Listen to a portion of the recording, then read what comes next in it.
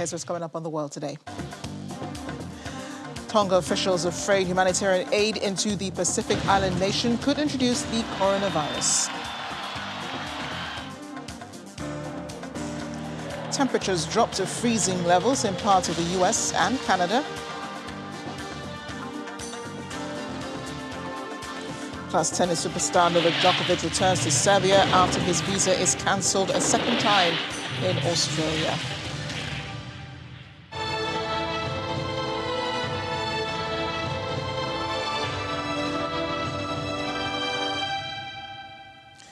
Welcome to the program. I'm Amarachi Ubani.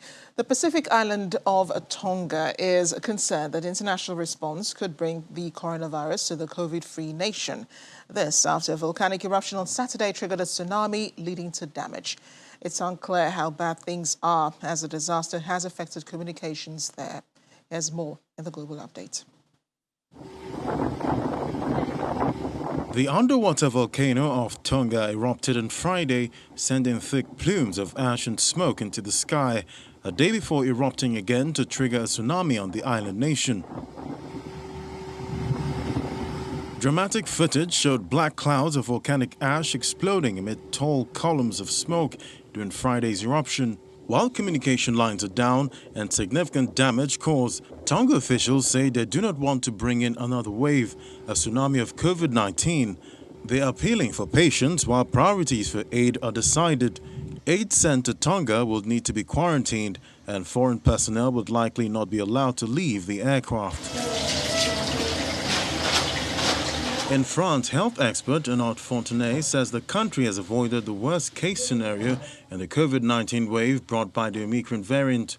As the country is moving past the peak of its latest episode in the pandemic, the epidemiologist at the Institut Pasteur and member of France's Scientific Council says the Paris region has gone past the peak of the epidemic in recent days, and other French regions are set to follow the trend. And I'm afraid that the International Labour Organization says the global job market will take longer to recover than previously thought, with unemployment levels set to remain above pre-COVID-19 levels until at least 2023. Due to the uncertainty about the pandemic's course and duration, the UN estimates the equivalent of around 52 million fewer jobs in 2022 versus pre-COVID levels, which amounts to about double its previous estimate from June 2021. Disruptions are set to continue in 2023 when there'll still be around 27 million fewer jobs. The ILO warns of a slow and uncertain recovery in its World Employment and Social Outlook report for 2022. Finally, China says Beijing's first locally transmitted case of COVID-19 in 2022, identified only 2 weeks after the last patient of the city's fourth resurgence was discharged from hospital after recovery, could be traced to a contaminated parcel sent from Canada. During a press conference on the city's epidemic situation, Deputy Director of the Beijing Municipal Center for Disease Prevention and Control, Pang Jinghuo, says the infected patient received the parcel from Canada on January 11th and started to show symptoms on January 13th.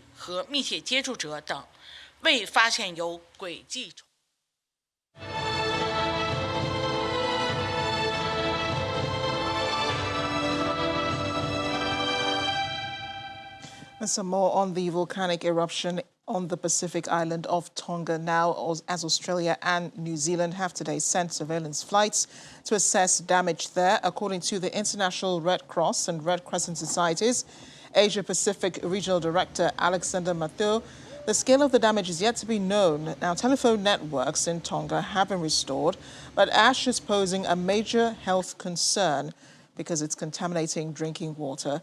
Australia's Minister for the Pacific, Zed Cecilea, says initial reports suggest no mass casualties from Saturday's eruption and tsunami, but Australian police had visited beaches and reported significant damage to houses which have been thrown around.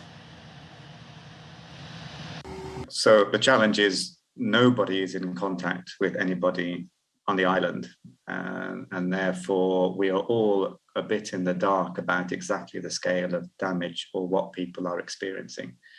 Now, what we do know is that the ashfall has been significant and the tsunami waves have been destructive, but we don't know the extent of the damage. So we're having to do a lot of estimates based on what we know from responding to other disasters of this nature in the region and around the world. So we can be fairly confident that the ashfall, the combination of ashfall and the tsunami waves will have caused water contamination. So we imagine one of the greatest needs is to provide water purification and clean drinking water. We imagine that is priority number one, actually, because of the ashfall. Secondly, anyone living in the coastal areas may well have had their houses damaged by the tsunami waves. So shelter is a second humanitarian concern.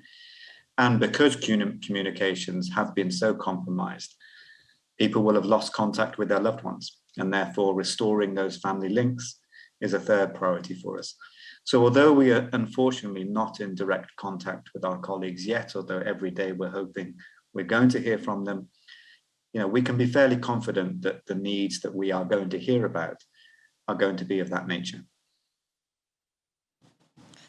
And the U.S. faces major turmoil with a violent act at a synagogue in Texas and an inability for President Joe Biden to ensure progress with voting rights in the U.S. Speaking of which, just an update on the Texas attack in the synagogue. 2 teenagers have been arrested in England as part of investigation into the hostage-taking incident. British citizen, 44-year-old Malik Faisal Akram from Blackburn was shot dead after a standoff with police in Collierville. Details of the ages or genders of the pair arrested in South Manchester on Sunday evening were not revealed. Washington correspondent Maria Bird has more from the U.S. The U.S. honors the life and legacy of Dr. Martin Luther King Jr. amid several crises, a Jewish synagogue held hostage by a gunman, and the President of the U.S. still trying to get legislators to pass the voting rights bill. I don't know that we can get it done, but I know one thing. As long as I have a breath in me, as long as I'm in the White House, as long as I'm engaged at all, I'm going to be fighting to change the way these legislatures have moving. And the state legislative bodies continue to change the law, not as to who can vote, but who gets to count the vote. It's about election subversion, not just whether or not people get to vote. While the U.S. president was participating in a Dr. King volunteer project, he addressed the hostage situation at the Jewish synagogue in Texas as the gunman was killed by the police, and police officers across the country are on high alert near Jewish synagogues. I spoke this morning with the Attorney General and to get a rundown on, he said there was overwhelming cooperation with the local authorities and the FBI, and they did one hell of a job. This was an act of terror. This was an act of terror, and it not only was related to someone who had been arrested, I might add, 15 years ago and been in jail for 10 years. The idea is it was something new. And they did just a great job. I also told him that I wanted to make sure we got the word out to synagogues and places of worship that we're not going to tolerate this, that we have this capacity to deal with assault on particularly the anti-Semitism that has grown up. And so, and I'll be talking with, I put a call into the rabbi. We missed one another on the way up here. And, but they should rest assured that we are focused. We are focused. The Attorney General is focused on making sure that we deal with these kinds of acts. The Dr. King holiday is usually celebrated with a recommitment to justice and a focus on love and community. While there are many church services, community projects taking place, the greatest challenge remains with the Curbing Violent Acts and increasing access to voting rights acts for all Americans. From Washington, Maria Bird, Channel Television News. Maria joins us live now. Maria, I just want to begin with the hostage situation in Texas. Last we heard, some suspects have been arrested in England.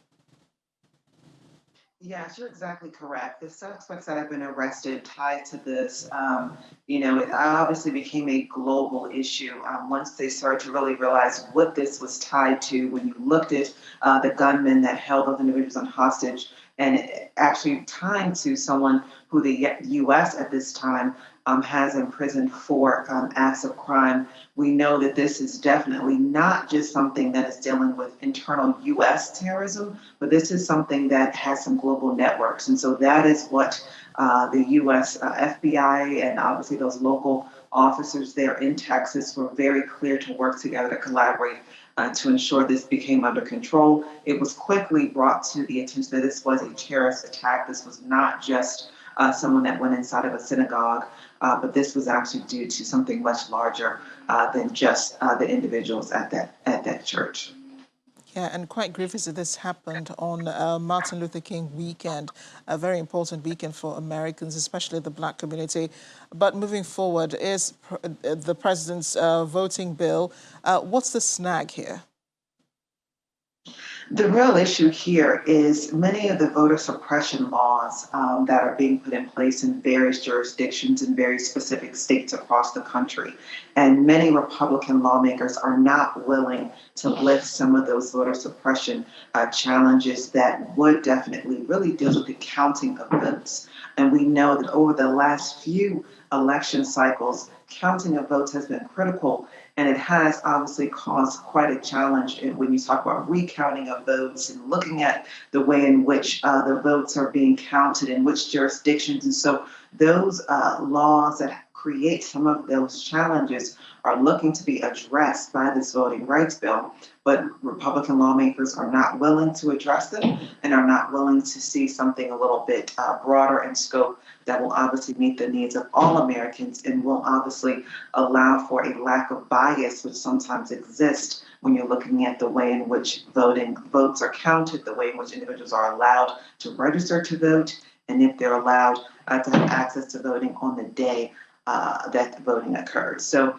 there's a lot of small pieces, intricate pieces to this that has really the president and the White House up in arms about this not being able to move forward. Yeah, and Maria, just finally, I'm going to talk about this in a minute, but the freezing temperatures across certain parts of the U.S. and, of course, Canada since Sunday. I know some parts of the U.S. might be used to this, but from what the weatherman is saying, this is anything but usual, right? Anything but usual, even for the East Coast region. There has been obviously much warmer temperatures in the winters over the past 10 to 15 years. Really, January is typically not a heavy snow month on the eastern region, but this year we are seeing snow pretty much since the beginning of the year. We're only into barely the third week, really the second week of the new year, and we've already had 2 major snowstorms. You have areas like Atlanta, the southern region of the U.S., Georgia, which typically does not see much snow at all, any part of the winter season at all, and they've already seen snow. So this does bring some challenges to the infrastructure and not just the roads conditions, because some areas are just not prepared to handle this type of snow, ice, and frigid temperatures. Indeed, Maria. Do stay warm anyway. And thanks for joining us again. Thank you for having me. Well, speaking about the weather in the U.S., over 80 million people in the United States and Canada as well have been put under weather warnings as a major storm brings heavy snow and ice. Look at those amazing pictures. More than 145,000 people are currently without power in some southeastern states, and thousands of flights have been cancelled. That's expected. Virginia, Georgia, and North and South Carolina have all declared states of emergency. According to the National Weather Service, more than 1 feet of snow is expected in some areas. The Weather Service warns that snow and ice could result in dangerous travel, power outages, and tree damage. Limitation on the ice and the snow in the build up. Try and make it safe as possible. If you can stay in, try and stay in as much as possible. We'll do everything in our best power to keep the roads as clear as possible. Over in Canada, several days of below freezing temperatures have caused disruptions and spiked natural gas prices higher. But the weather is not bad news to all Canadians. One family in Winnipeg celebrated the cold weather by playing hockey on an ice rink they created on their street. The rink, which spans the length of 3 houses, has one feature most rinks don't have, which is trees. Temperatures have been so cold that parts of Lake Ontario near Toronto froze over the weekend. A storm is forecast to dump between 20 to 40 centimeters of snow through today over parts of southern and eastern Ontario. according to the Canadian Environmental Service. I've had a couple of helpers, as you can see. We started off with 2 houses. We've expanded to 3 now. We make it a little difficult for the mail carrier, I know that. They got to walk around the rink, but it's well used. We've had it before COVID, and we feel like it's been important through COVID as well as hopefully post-COVID as a mental health wellness is what we're trying to encourage here for our kids to be outside as much as possible instead of in front of the screens. Making the most of the snow there. Well, stay with us. We have more coming up on The World Today. Plus, China launching a new satellite from the Taiwan Satellite Launch Center in Shanxi province. Stay with us.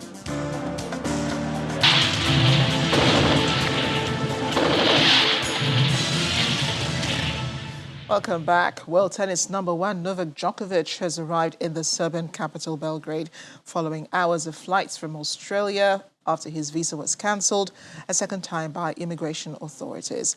Australian Prime Minister Scott Morrison says the country is not completely shutting its doors to the tennis star.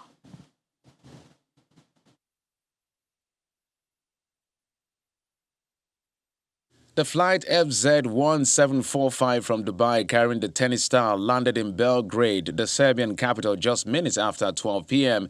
after he lost a visa battle that centered on the fact that he is unvaccinated. The 34-year-old was forced to leave Australia after judges upheld a decision by Immigration Minister Alex Hawke to cancel his visa on public health grounds. His decision marked the end of a tumultuous period where Djokovic fought to stay and defend his title. Djokovic has won 9 major titles in Australia and is level with Rafael Nadal and Roger Federer on 20 Grand Slam titles each.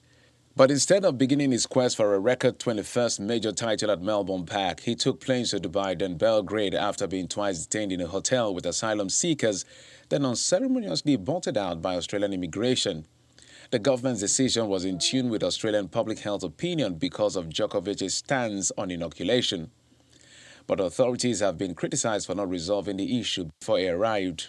Australian Prime Minister Scott Morrison appears to have left the door open for Djokovic to compete at next year's Australian Open, despite facing an automatic 3-year ban from entering the country. And I'm not going to sort of precondition any of that or say anything that would not enable the minister to make the various calls they have to make. I mean, it does go over a 3-year period, but there is the opportunity for them to return in the right circumstances, and that would be considered at the time. On opening day of the Australian Open, tennis fans expressed relief they could now focus on the game. I think that was very highly anticipated decision-making, and I think it was kind of dragged on a little bit too long. But it's great that we can kind of put that behind us. You know, hope the best for Djokovic. He's a great tennis player, but I wanted to see him play, but we both had so tickets tonight to Rod Laver to see him. We won't be seeing him, but we wanted to see him. But we understand the position of the government and respect that. So. Well, I'm just glad the focus is now on what we're all here for. Yeah, the Australian Open. On Sunday, Belgrade illuminated its tallest skyscraper in LED lights with the national colors and the message reading, "Novak, you're the pride of Serbia," in a show of support for the tennis superstar. But Serbs also criticized Australia for what they called Corona Circus, which saw their superstar returning home. Ukraine and Germany are pushing to revive four-way peace talks with Russia and France to end the conflict in Ukraine's eastern Donbas region. According to Foreign Minister Dmytro Kuleba during a press briefing in Kiev alongside his German counterpart, Annalena Baerbock. Kuleba said it was important that Germany and France did not take decisions about Ukraine behind Ukraine's back. Kiev and its Western allies have sounded the alarm about Russia massing tens of thousands of troops near its borders in preparation for a possible military offensive. Talks between Moscow and the United States have produced no breakthroughs so far.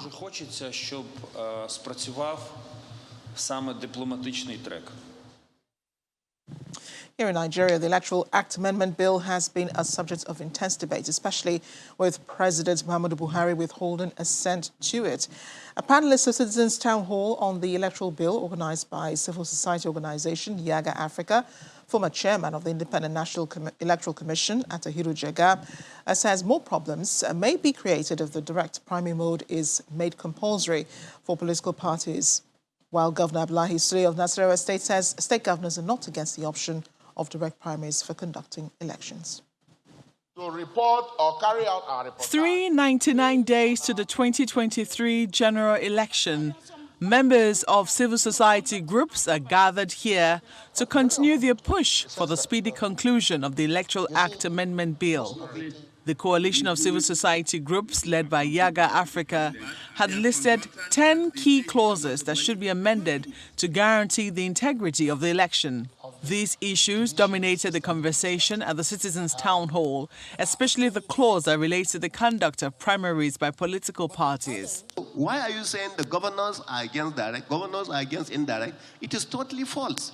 The governors are just saying that provide an option. Don't box ourselves into saying only one option. In case something comes up that option is not possible, are we going to go back to the constitution or are we going to have some constitutional issues? So that's it. This country will be better off if we go into the next election with a new electoral law which would enhance the integrity of the preparations and conduct of elections. Some of the panelists joined the session virtually. Prominent among them are the spokespersons of the Senate and the House of Representatives. However, the conversation took a different turn when the lawmakers were asked about the errors and contradictions highlighted by civil society organizations in the rejected Electoral Act Amendment Bill. Unfortunately, there won't be much time. There won't be much time to go through all the 17 errors at this sitting. What we are concerned with. Which version are you using? Is it the version of Yaga or the version that is with the National Assembly? Senator, there must be a reference copy. Senator, you cannot come on national television and undermine the decision of National Assembly without fact and figure. So I challenge you. Which copy are you using? Is it copy or is it 5 copy of an NGO or the copy with the National Assembly? The same copy that was made public. It's become a public document now, and we've been able to scrutinize it. It's not public document. It's a public fact against you, Senator. You may disagree with it. Who issued it to be the public document? Yes, Senator. It's a serious matter that I have to take it up. I must commend the civil society organization who have been making efforts to make sure that we see things from their own direction.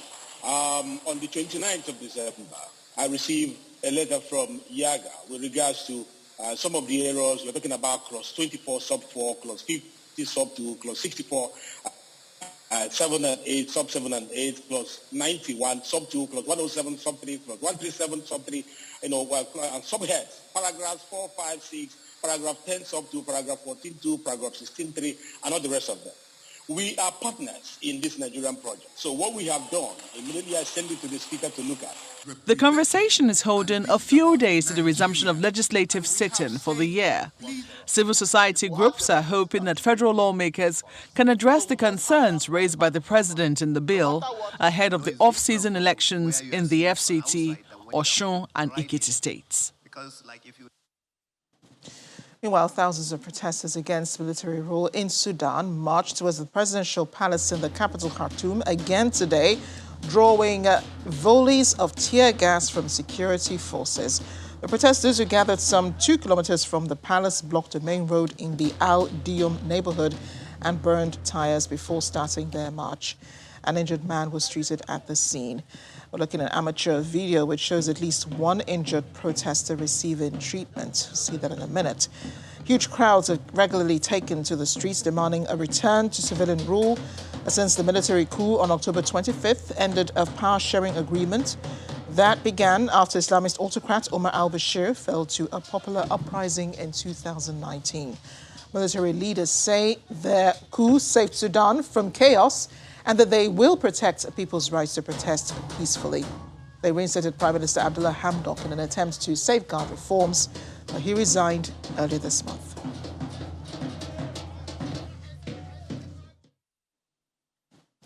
Finally, China successfully launched a satellite into orbit from Taiyuan Satellite Launch Center in North China's Shanxi province today. The satellite, as we see there, blasted off atop a Long March 2D carrier rocket at 10:35 a.m. local time. There he goes. Today's launch marks China's first launch in 2022 and the 406th flight of China's Long March rocket series. That's the world today. Thanks for watching. I'm Amarachi Ubani.